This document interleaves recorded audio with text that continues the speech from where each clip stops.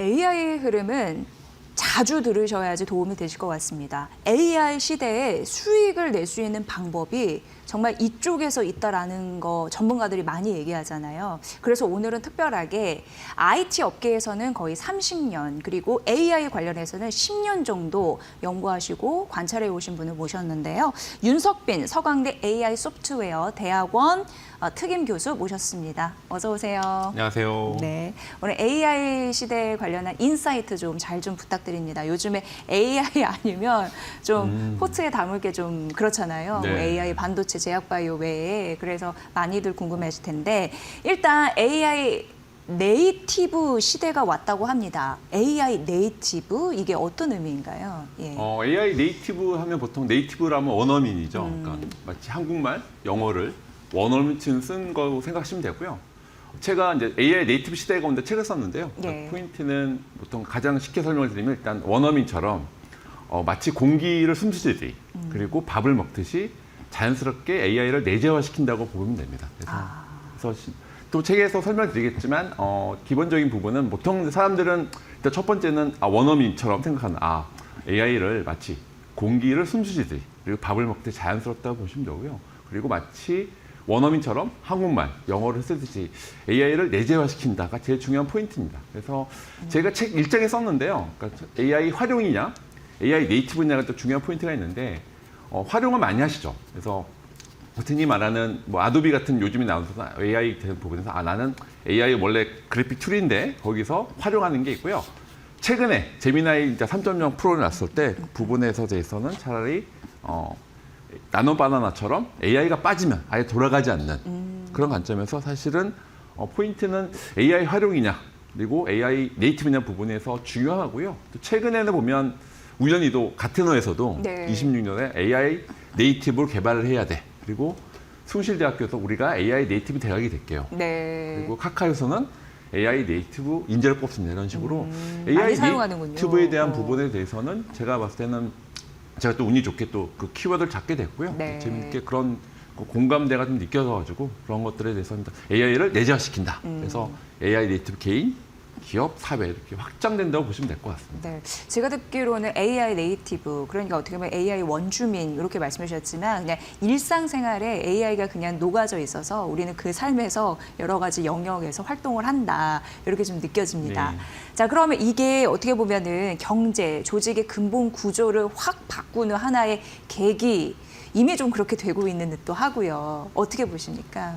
AI 에이전트에 대한 부분은 말씀드리잖아요. 일단 AI 네이티브가 아까 잠깐 말씀 못 드렸는데 사실은 실리콘밸리에서는 예. 1인당 매출이 얼마 물어봅니다. 그러니까 직원이 10명인데 네.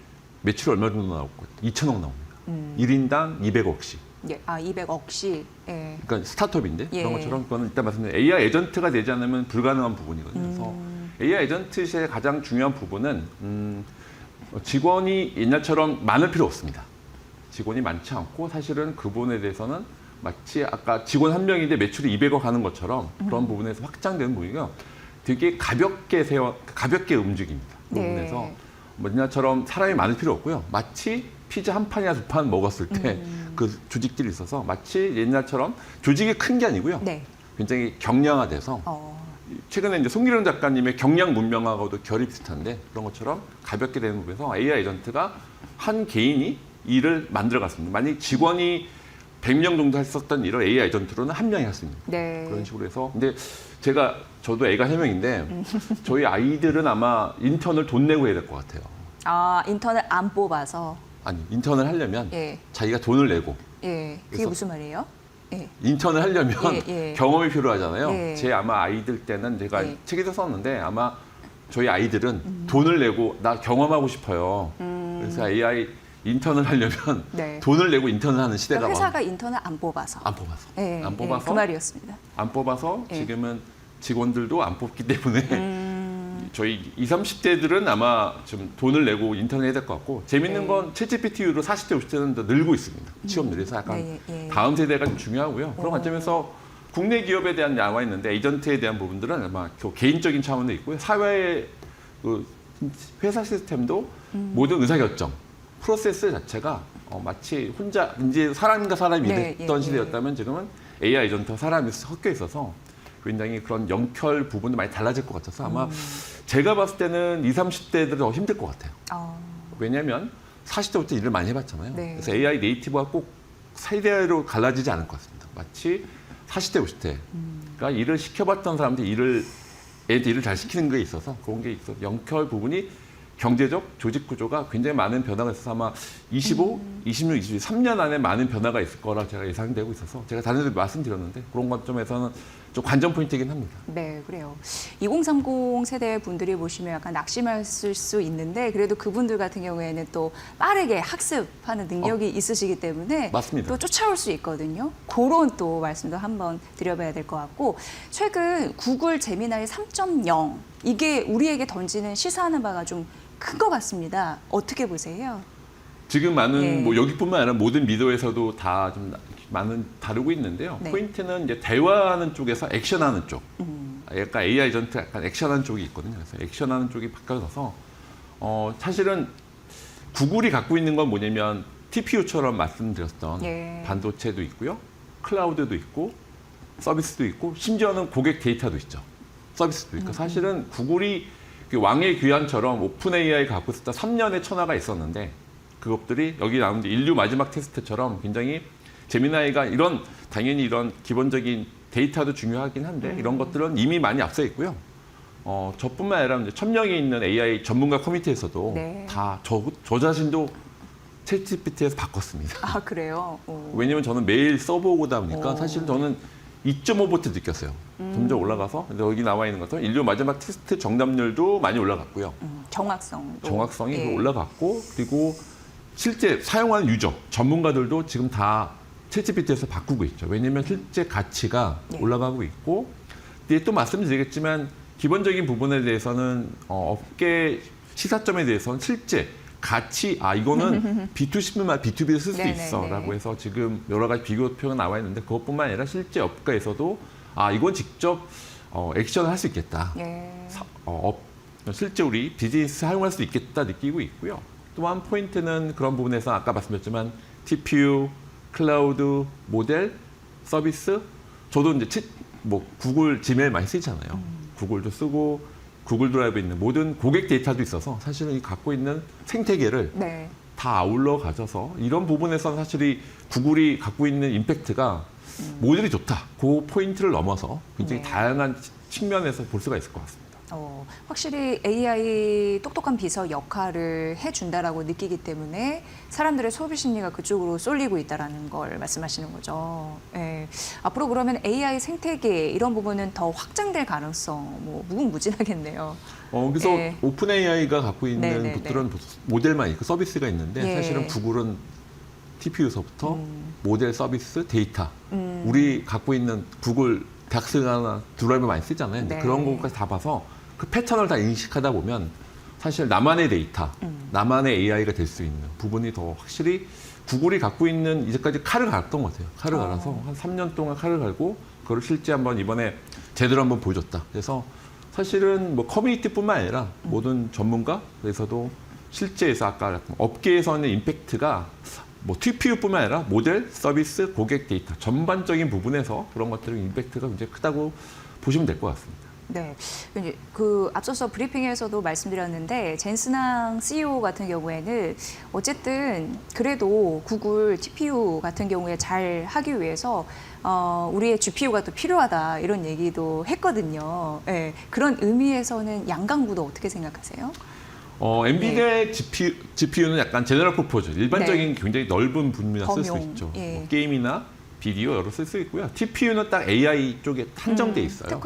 특화돼서 제가 비유를 하자면은 전체 엔비디아 GPU는 전체적인 큰 고속도로고 TPU는 약간 고속철도, 길이 좁고 빨리 네, 갈 수 있는 네. 약간 특화된 부분이 있어서 그거는 약간 마켓으로 보면 약간 달라질 수 있는데 예. 그 AI 영역을 딱 굉장히 첨예하게 부딪히는 거죠. 그래서 메타나 다른 회사도 왜냐면 사업하는 입장에서는 ROI가 중요하거든요. 투입 대 효과에 대한 부분 때문에. 맞습니다. 예. 그래서 사업자들, 공급자의 입장에선 엔비디아의 다른 대안을 찾고 있기 때문에 거기에 대해서 TPU가 그걸 보여줬다라고 보시면 될 것 같습니다. 그러니까 일단 뭐 상징적인 의미가 있다라는 데에서 포인트를 좀 찾아주신 것 같고요. 지금 AI 시대에 뭐 AI 굉장히 이제 중요한 부분이 개인들의 생존 이런 부분을 모색하는 것도 중요한데 그 성장을 가를 수 있는 핵심 코드는 뭐라고 보세요? 개인들 입장에서? 저도 예. 책을 썼는데 예. 결국은 본질적인 부분인 것 같습니다. 그러니까 문제를 찾아내는 그 답은 A가 잘하죠. 그래서 내가 갖고 있는 내가 어떤 우리 사회의 문제, 개인의 문제, 문제를 잘 정의하고 질문을 잘하는 능력이 중요합니다. 그래서 질문진을 표현했거든요. 예. 질문을 잘하는 능력에 대해서. 그래서 사실은 제가 이제 M자형 인재라고 표현했는데 의외로 결국은 인간적인 매력 갖고 있는, 왜냐면 모든 답은 A가 잘해주기 때문에 우리가 어떤 문제가 있는지 문제를 정의 잘하고 질문 잘하는 능력, 그리고 네. 결국 또 성격까지 좋아야 돼요. 왜냐면 AI한테도 질문 잘하고 사람한테도 잘 질문 잘하고 잘 연결 네. 융합을 시켜야 되거든요. 네. 오케스트레이션 영역하면 공감을 잘해야 됩니다. 당연히 사람하고 공감을 잘하려면 드디어 성격까지 좋아야 되는 자기 전문성도 있어야 되고요. 협업도 잘해야 되고 거기다 인간성까지 좋아야 되는 이런 전체적인 M자형 인재라고 제가 표현을 했습니다. 아, 그러니까 왜 AI에 그 들어가는 걸 잘해야지 나오는 게 좋잖아요. 그런 것처럼 프롬프트라고 얘기하는데 맞습니다. 그걸 제대로 잘 입력해야지 AI가 알아듣고 수행을 잘해주니까 결국 입력시키는 사람의 몫이 굉장히 중요한 거다. 그럼 정확한 맥을 잡으시네요. 그리고 그러기 위해서는 여러 가지 인문학적인 성찰도 필요하고 사람들의 페인 포인트도 잘 알고 그걸 대입해서 질문하는 능력 이런 부분을 개인들은 키워야지 이 시대에 살아갈 수 있는 생존 능력이 거기에서 나온다. 이렇게 좀 이해가 되네요. 맞습니다. 인문학과 공학 전반적인 아우를 수 있는 통합적인 통찰 그런 부분에 대해서 이제 그거는 하루 이틀이 나오는 건 아니죠. 네. 사실 이렇게 사람도 다양한 사람도 만나야 네, 되고 네. 책도 읽어야 되고 다양한 부분이 있는데 그래서 의외로 그런 통찰한 능력은 다양성에서 나온다. 그래서 창의성은 연결과 유금에서 나온다. 말씀드릴 수 있을 거예요. 그러려면 가장 중요한 게 AI의 이런 시스템을 써봐야 되는 거겠네요. 네. 그렇죠. 그런 경험 축적. 자기가 직접 많이 써보고 네. 체험해보고 사실 이건 책에서 볼 수 있는 건 아니거든요. 직접 경험해보고 또 다양한 사람들 만나서 또 그것도 생각해보고 네. 그리고 독서도 여러 가지 부분에서 확실히 포인트는 말씀하신 것처럼 인문학과 공학의 좀 연결 융합하는 능력이라고 보시면 될 것 같습니다. 네. 이제 교수님은 그 디지털 자산에 대해서 관심도 많으시잖아요. 근데 최근 두나무와 네이버의 합병, 이건 이혜진 의장이 말했듯이 생존을 위한 전략이다라고 얘기를 했습니다. 어떻게 보십니까? 아까 AI 에이전트랑 스테이블 코인이 결코 따로 노는 게 아닙니다. 그러니까 AI 에이전트에서 그게 결제되고 네. 데이터가 자산화되고 실제 거래되고 마켓플레이스 되려면 AI 에이전트와 스테이블 코인이 결코 따로 노는 게 아닙니다. 그런 관점에서 네이버 파이낸셜과 두나무가 그런 걸 미리 본 거죠. AI 에이전트의 커머스에서는 같이 연결되기 융합돼서 같이 크로스보더 페이먼트 결제가 하려면 왜냐면 AI 에이전트 결제는 기존 카드 시스템으로는 안 되거든요. 워낙 크로스보더고 네. 다양한 트랜지션이기 때문에 왜냐면 커머스가 이제 사람과 사람이 아니라 사람과 기계, 기계와 기계가 되기 때문에 그런 관점에서 봤을 때는 그렇게 네이버 파이낸셜과 두나무가 그런 관점에서 제가 우연히도 또 책에 또 그런 AI 커머스를 얘기했는데 그런 게 또 잘 먹히고요. 뭐 잠깐 쉽게 설명드리면 혹시 넷스케이프라는 회사 혹시 기억나시나요? 인터넷 시대에 보면 그러니까 인터넷 시대에는 넷스케이프가 있었고 지금 인터넷 시대에는 오픈AI가 있고 인터넷 시대에는 또 시스코라는 회사가 있었죠. 네, 시스코. 통신 장비. 그러면 지금 AI 시대는 엔비디아가 있고 인터넷 시대에 아마존이 있었죠. 커머스가. 예. 근데 AI 에이전트의 커머스가 이제 요 25, 26, 27, 3년에 나올 것 같고요. 그런 관점에서 네이버 파이낸셜과 두나무가 AI 커머스까지 가져갈게라고 하는 그 원대한 좀 비전을 본 것 같습니다. 그러니까 AI 에이전트 커머스에 대한 기능 그런 부분이 두나무 네이버 파이낸셜의 합병 그런 부분을 앞으로 구축할 미래 가치이다. 네, 이렇게 정리를 할까요? 네이버 파이낸셜이 갖고 있는 네. 그런 전체 핀테크도 있고 네, 네. 커머스가 있는데 그런 것들을 우리 디지털 자산하고 연결 융합시킬게라고 한 그 포인트를 본 것 같습니다. 네, 그 둘이 별개가 아니고 하나이다라고 말씀을 해주셨고요. 그러려면 여러 가지 법과 제도가 또 정비돼야 되는 관문들이 남아 있습니다. 이에 대해 생각도 그동안 많이 하셨을 것 같은데 네. 어떤 걸 우리가 좀 봐야 될까요? 네. 당연히 규제가 필요하죠. 하지만 통찰력 있는 규제가 필요합니다. 그러니까 원래 규제와 그 진행을 좀 밸런스가 필요한데 우리나라 이제까지는 너무 규제 중심이었죠. 그런 것들에서 좀 더 종합적인 부분이 있고 아까 한국 및 글로벌 자산 법안이 나와 있는데 또 여러 나라에 봤을 때 우리나라가 너무 이제까지는 특히 AI는 너무 이렇게 네. 지능인데 디지털 자산, 블록체인 얘기만 들어 너무 약간 규제 중심이라서 그것들을 좀 연결해 보면서 사실 우리나라가 지금 19세기 지금 부분에서 보면 지금이 미국, 중국, 유럽 이런 식으로 지금은 20세기에서 19세기가 넘어가서 지금 각자 네. 도생 시대예요. 그럴 네네네. 때는 각자 경영해서 그런 것들에서 이렇게 글로벌 관점에서는 우리가 미국하고도 잘하고 중국과 연결 융합할 수 있는 중간에 스테이블 코인의 마치 미드웨어처럼 그런 역할을 할 수 있는데 그런 것들에 대해서 비전을 보시려면 좀 우리나라에서 좀 약간 정치권, 네. 정부에서 이런 거 좀 통찰력 있는 규제로 보시면 좋고 해서 디지털 자산 기본법에 이제 나올 것 같긴 한데 좀 슬로우한 부분이 있죠. 그런 것들은 좀 새해에는 또 속도를 내서 좀 진흥을 위하고 또 혁신을 위한